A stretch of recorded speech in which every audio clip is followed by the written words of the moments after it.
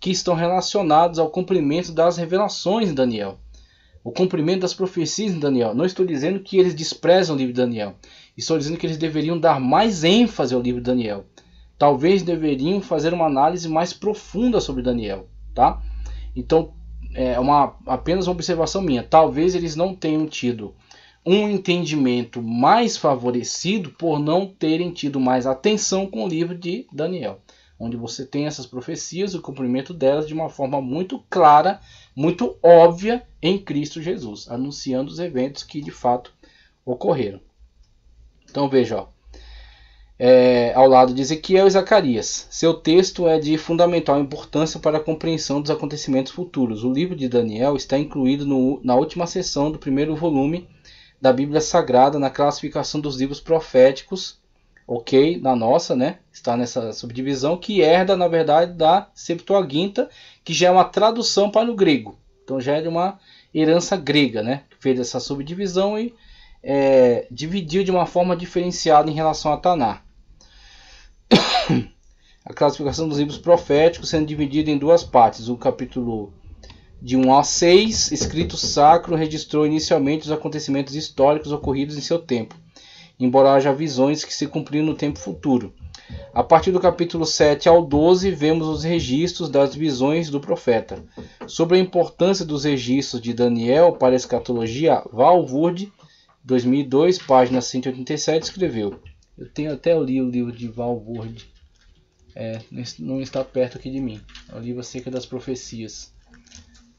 Não está aqui perto. Mas aqui na apostila diz o seguinte, página 31. O livro de Daniel, mais que qualquer outro do Antigo Testamento, revelou profecias muito específicas sobre o futuro. São detalhadas, tão detalhadas que aqueles para quem a profecia preditiva era... Tão detalhadas que aqueles para quem a profecia preditiva era impossível foram forçados a datar o referido texto assim.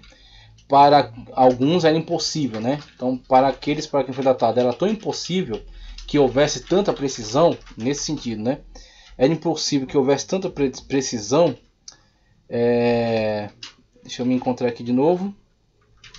Foram forçados a datar o referido texto depois dos eventos que ele predisse. Ou seja, era tão precisa a descrição que deu que para aqueles que não acreditavam, que julgavam ser impossível tal precisão, dataram o texto posteriormente aos eventos que ele havia profetizado. Então eles dataram tardiamente, posteriormente, né? Lançaram o livro para uma datação posterior. Pelo fato de tantas profecias de Daniel já se terem cumprido literalmente, a base substancial para crermos que as que ainda não se concretizaram também terão o mesmo cumprimento literal no tempo designado por Deus. Assim, esse livro é importante não apenas como uma chave para entender o passado, no que diz respeito ao controle soberano do Senhor sobre a história dos judeus e dos gentios, mas também como uma fonte de vislumbre quanto ao futuro, a fim de ajudar especialmente na compreensão do simbolismo utilizado em Apocalipse. Então você tem um sinergismo muito importante entre Daniel e João. Daniel no Antigo Testamento, João encerrando o Novo Testamento, fechando o Novo Testamento com Apocalipse, e a simbologia adotada em Daniel tem eco em Apocalipse. Você vê os 4 animais da visão de Daniel que surgem do mar revolto. Você vê a estátua com cabeça de ouro, tá? Todas aquelas subdivisões que também serão representativamente abordadas em Apocalipse, com aquela transição de reinos, tá? Babilônia, Medopérsia, Macedônia, Roma, tá? Até a divisão de Roma. Veja que a estátua tem 2 pernas de ferro e pés de ferro e barro. Então você tem algumas situações que podem ser vislumbres acerca de eventos futuros previstos já em Daniel, tá certo? De uma forma muito específica, tanto que assusta alguns intérpretes. Então você tem uma relação, um sinergismo muito forte entre Daniel e Apocalipse. Inclusive, texto que tem aí um dos textos mais importantes para nós a 70ª semana, que é o que está em tela, né? 70 semanas são decretadas sobre o seu povo e sobre a sua santa cidade, para acabar com a transgressão, para dar fim ao pecado, para expiar as culpas, para trazer justiça eterna, para cumprir a visão e a profecia, para ungir o Santíssimo. Saiba e entenda que a partir da promulgação do decreto que manda restaurar e reconstruir Jerusalém até o ungido, até o Senhor Jesus Cristo, o Messias, né? O líder, até que ungido, o líder venha, haverá 7 semanas. Olha aí o número 7 sendo empregado. Até o ungido, até o Senhor Jesus Cristo, o Messias, né? O líder, até que ungido, o líder venha, haverá 7 semanas. Olha aí o número 7 sendo empregado de uma forma simbólica também, né? Aqui no texto de Daniel. 7 semanas e 62 semanas. Ela será reconstruída com ruas e muros, mas em tempos difíceis. Depois das 62 semanas, o ungido será morto, e já não haverá lugar para ele. A cidade e o lugar santo serão destruídos pelo povo do governante que virá. Profecia cumprida também. O fim virá como uma inundação. Guerras continuarão até o fim. E desolações foram decretadas. Com muitos ele fará uma aliança que durará 1 semana. No meio da semana ele dará fim ao sacrifício e à oferta. E numa ala do templo será colocado o sacrilégio terrível, até que chegue sobre ele o fim que lhe será decretado. Daniel 9, versículos 24 a 27, a profecia das semanas de Daniel. Tá? Então você tem aí essa profecia importantíssima, que é uma base interpretativa fundamental para o futurismo, e é abordada de diferentes maneiras pelo pré-tribulacionismo, e principalmente pré- e pós-tribulacionismo abordam de forma bastante antagônica esses textos, né, de Daniel e a aplicação deles em relação ao Apocalipse. Já o mid-tribulacionismo, de certa forma, segue o pré-tribulacionismo com alguma modificação. É uma tentativa de conciliação, né, entre pré- e pós-tribulacionismo. A estátua de Nabucodonosor, eu até vou encontrar aqui para exemplificar de uma forma melhor, mais detalhada. Eu tenho aqui a descrição. Vamos encontrar aqui, vamos lá. Descrição aqui da estátua de Nabucodonosor e a sua aplicação para a escatologia. Você tem aqui a estátua de Nabucodonosor, tá? Essas duas revelações estão relacionadas ao mesmo contexto, mas foram dadas em situações diferentes. A estátua foi um sonho dado a Nabucodonosor que foi acometido de esquecimento. Por isso Deus deu a Daniel primeiro a revelação do sonho e depois a sua interpretação. Depois vieram as visões dos animais, ambos são revelações de Deus a Daniel, falando acerca das sucessões de impérios até a vinda de Cristo, ok? A cabeça de ouro da estátua equivale ao leão alado da visão de Daniel, que é a Babilônia. Peito e braços de prata equivale ao urso com 3 costelas na boca, e é a Medopécia, tá? O abdômen de bronze equivale ao leopardo com 4 cabeças e 4 asas, e é a Grécia. Pernas e pés de ferro e barro. Então você tem as pernas de ferro, por exemplo, equivalendo ao Império Romano, que foi posteriormente dividido em Império Romano do Ocidente e do Oriente. Então você tem essa divisão em 2 impérios romanos, tá? Roma do Oriente e Roma do Ocidente. Na época já de Constantino você verá essa realidade dessa divisão de Roma dessa maneira. Pés de ferro e barro, inclusive temos aqui algumas outras imagens ilustrativas relacionadas a isso. Acredito, tá certo? Alguns autores têm acreditado que pode estar relacionada a continuidade de existência e de influência do Império Romano, representado com o ferro na estátua de Nabucodonosor, ou o animal terrível, né, indescritível para Daniel, é Roma. E a Roma do passado, o Império Romano, mesmo tendo sido destruído, tendo entrado em colapso, a sua cultura e principalmente as suas leis, elas permeiam o estado da atualidade. Então Então você tem a rigidez do ferro, que era um império, tá? E você tem a maleabilidade do barro, que é a democracia.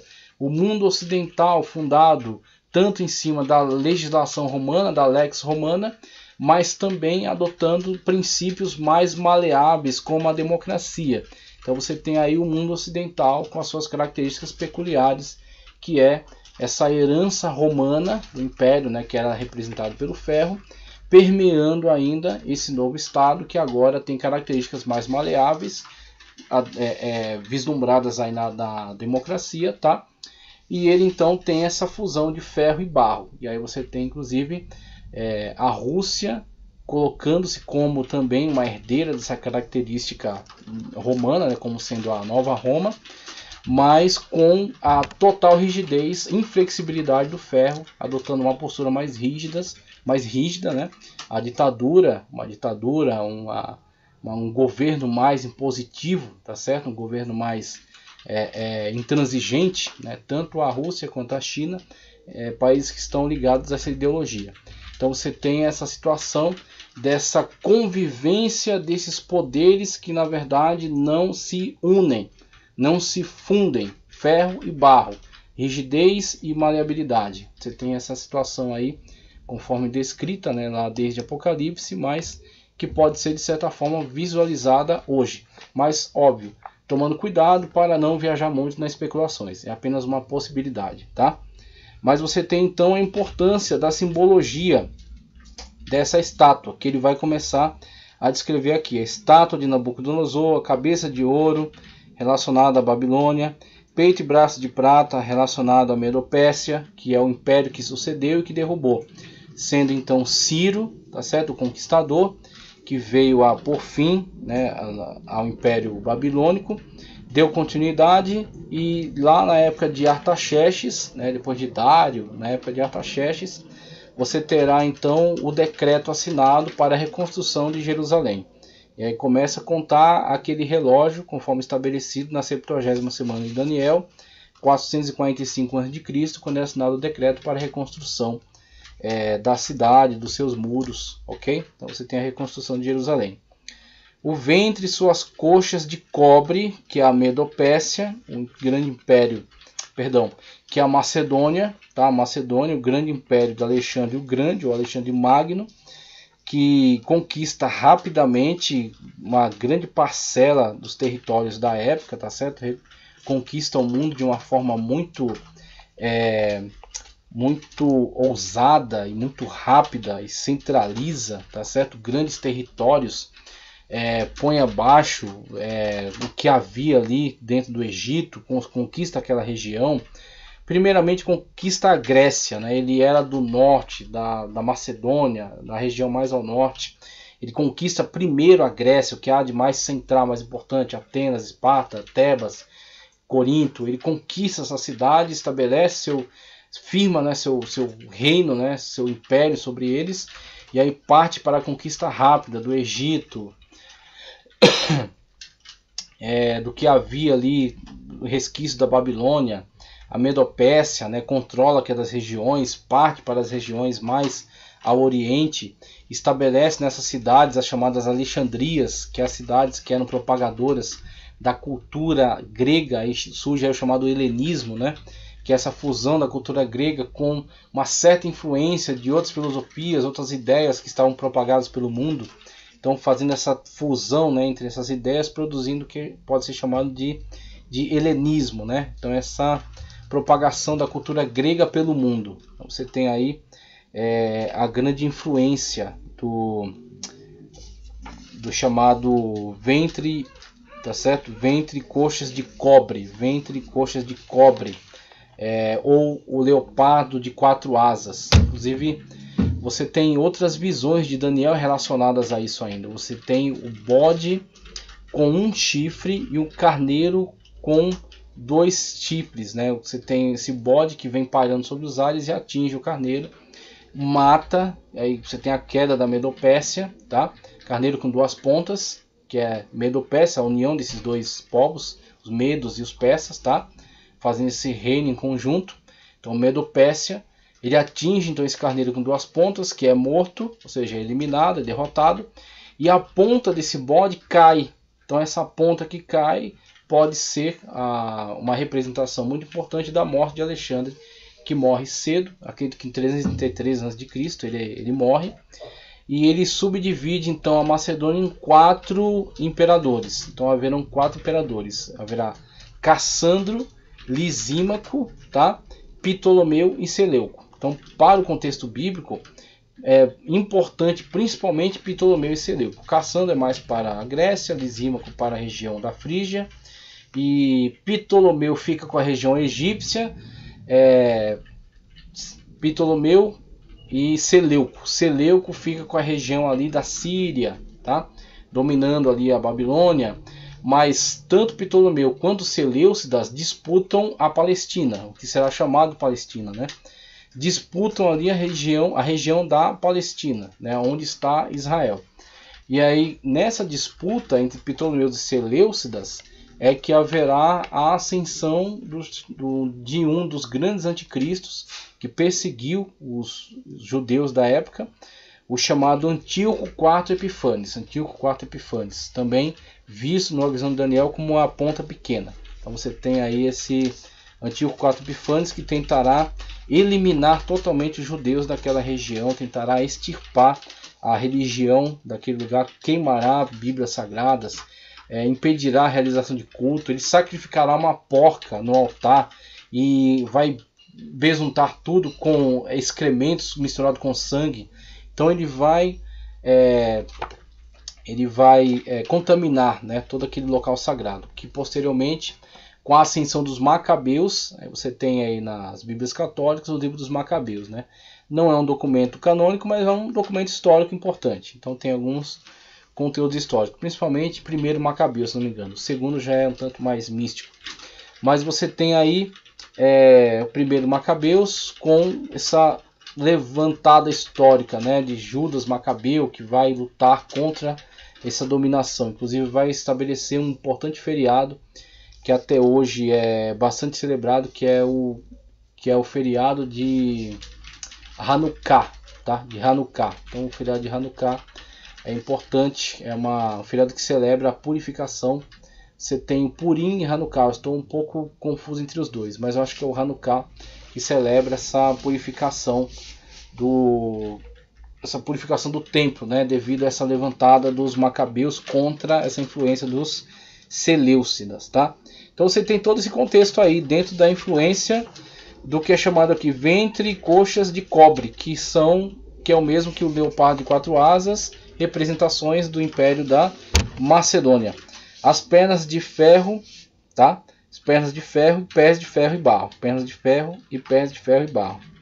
Chegamos à 4ª sessão, estamos na página 34.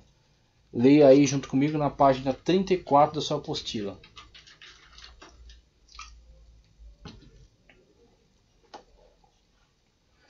Chegamos à 4ª sessão do simbolismo da estátua do sonho de Nabucodonosor. Neste quadro, temos as pernas e os pés representando o 4º Império Mundial, o maior de todos os demais, o Império Romano, que liga os demais impérios ao tempo do fim. Portanto, concentremos maior atenção aos detalhes produzidos pela profecia. O fato de ser inicialmente de ferro, como a própria profecia indica, um metal extremamente forte e duradouro, significa que este império seria robusto ao ponto de esmiuçar e quebrar todo tipo de barreira. Vamos lá. Todo tipo de barreira ou impedimento que houvesse para o estabelecimento de seus planos. Os romanos alcançaram uma amplitude de domínio como nenhum outro império atingiu. Além disso, o ferro indica o tempo em que este reino subsistiria. A durabilidade e a expansão são marcas deste que é, indubitavelmente, o mais longínquo dos impérios. Daí ser representado pelas pernas, o membro mais longo do corpo. No princípio da era cristã, as religiões romanas respaldava a Pax Romana, a imposição da Pax Romana, ou seja, aqueles povos que se submetiam a Roma eram trazidos para dentro da Pax Romana. Roma fazia paz com eles, estabelecia sua legislação acima da legislação local, mas permitia que houvesse um administrador local, que houvesse culto, tá certo? Que houvesse a preservação da cultura local, que é o que você observa no Novo Testamento. Os romanos dominam